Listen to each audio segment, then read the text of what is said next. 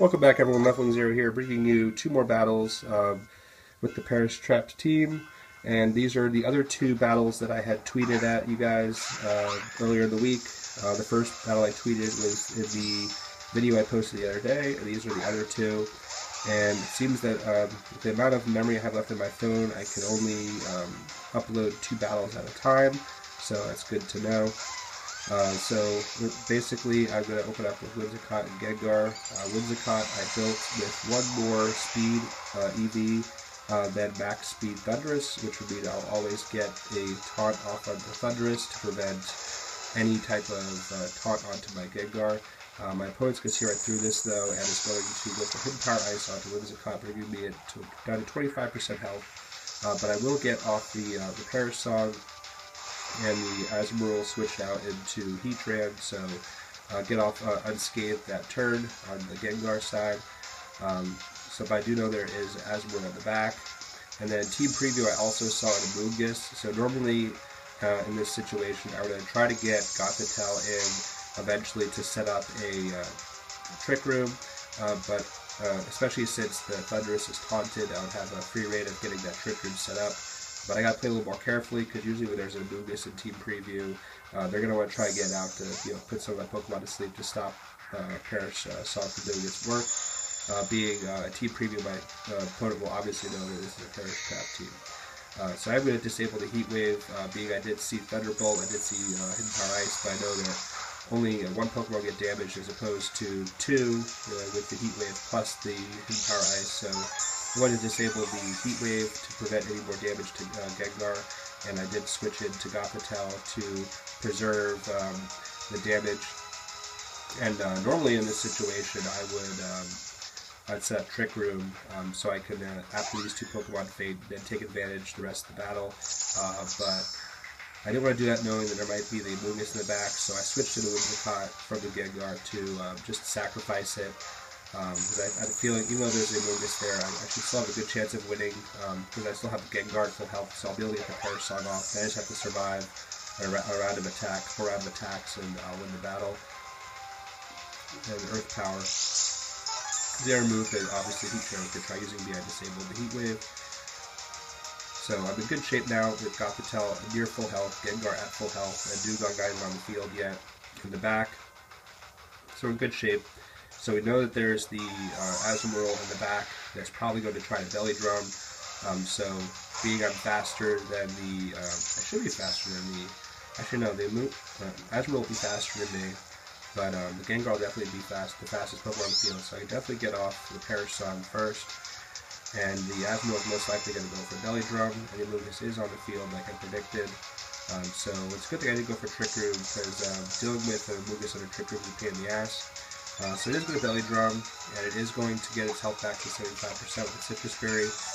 However, I'm going to show you right now that Azumarill relies heavily, even with Belly Drum. It relies on its huge power ability, which I'm going to take away with the skill swap. So now it has Shadow Tag, which means Gothitelle can't switch out, but I don't really care. Spore's going to go off onto the Gengar, but it did its job. It got Paris Song up, and now all I have to do is just survive. And you're going to be laughing when you see how much damage this Aqua Jet does for the Azumarill. Gengar is not really a very physically defensive Pokemon, even in Mega form. I have max HP investment, but just watch how much this Aqua Jet does. Good jack shit. With 59 damage, 59 HP left after a +6 Aqua Jet, so you can see how much that Azumarill relies on its ability, which is why I opted to go with Skill Swap other than Psychic. Because I know it's basically a double-edged sword. I mean, Skill Swap does so much. It takes away abilities that really can hurt your team, and makes it a lot easier to win in the end. But on the other end of it, if you're left with Paris Song not up, if your opponent takes care of your Paris Song trap user, and you're left by yourself, there's no way to attack, and you automatically lose. So you have to be very careful though with it, but Skill Swap is definitely very handy. And my opponent just forfeit because they knew that they're fucked at that point. And then this is another opponent from Japan that I played that was in the high 1600s. At the time, which this first week of the season, you're doing pretty good if you're in the high 1600s right now. So be very careful with this. And the opponent's going to open up with a Latias and the Landorus-T. And now I'm going to try to fake out the Latias, mainly because I know that Scrafty with the Intimidate I'll be able to survive the Earthquake that's probably coming, and also I know that the Latias is most likely Scarfed.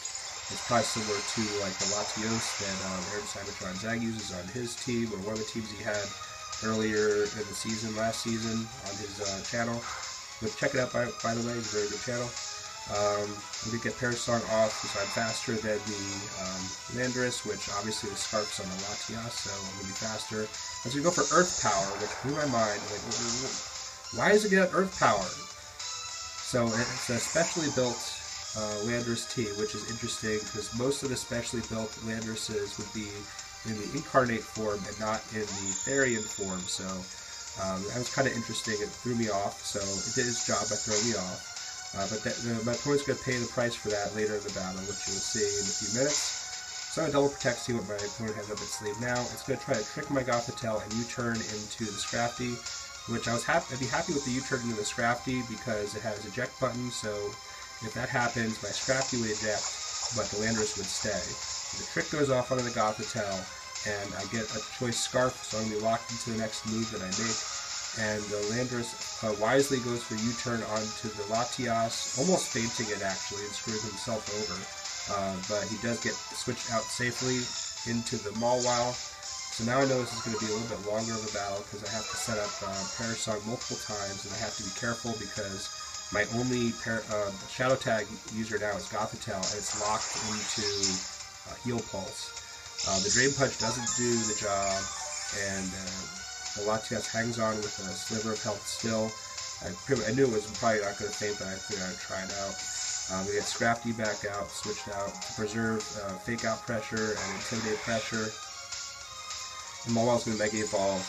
And this is where, I mean, I thought I was going to lose, but this is why you just play the game and you play it out and you see what happens. So Psychic's going to go off on the Dugong. It's not going to do much because both Gothitelle and Dugong are very special defensively built, but they're not very defensively built, so they got to be careful with physical attacks, which this Mawile is going to use its Iron Head and take a huge chunk of health off my Dugong. Down to 41 health. After Citrus Berry goes up to 90, still pretty low health. But now the Latias is going to be gone with Parasong expiring for the Latias. But still, I have 3 Pokemon left on the opponent's side, which means I still have to set up Parasong 2 more times. And I have to survive this round of 3 or 4 turns with Gothitelle locked into a move. So Heat Wave's going to go off, and Dugong misses it. I'm going to get Heal Pulse onto the Dugong, get me back to good standing and health. Doesn't do much damage to the Gothitelle. And the Iron Head's going to go back on the Dugong again, and it's going to take me down to 32 health. So I was very lucky to get the Parasong off. He could have very easily fainted me with a high damage roll, most likely. So now I fortunately survived, but it's still a long way to go. And I know I can't keep on protecting, so I gotta switch out Gothitelle to Scrafty, because I have a feeling that Heatran's gonna go for Heat Wave again.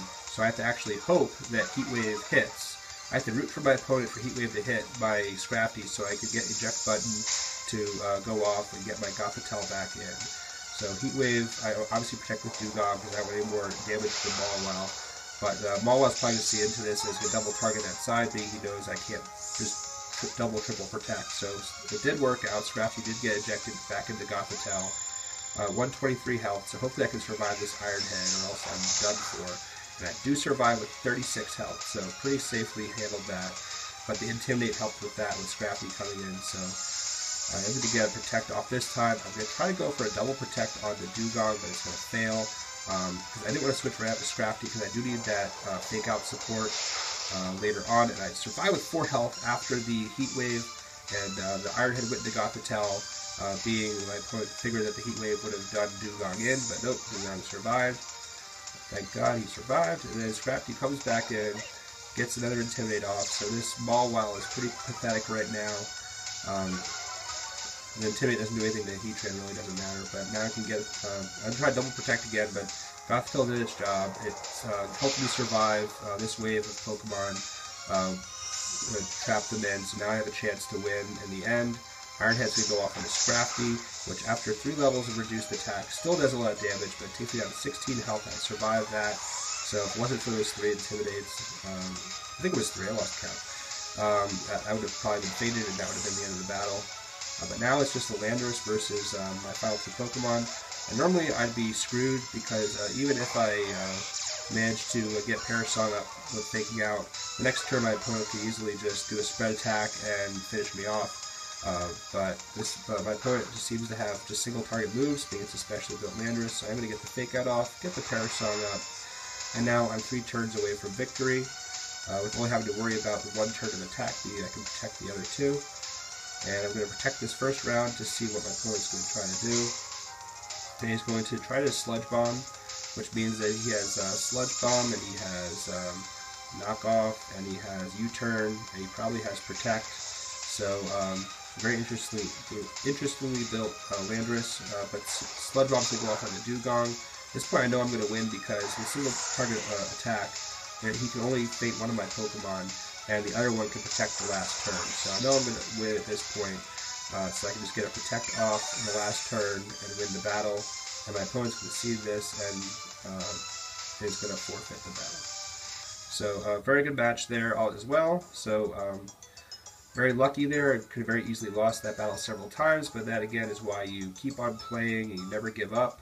You never know if your opponent will disconnect with their internet. I mean, I've had several battles where I was getting literally like just destroyed, and I ended up winning because their internet got turned off. So never give up, never forfeit, just keep on playing till the very end, and good things will happen. So thank you guys for watching. Please like, comment, subscribe.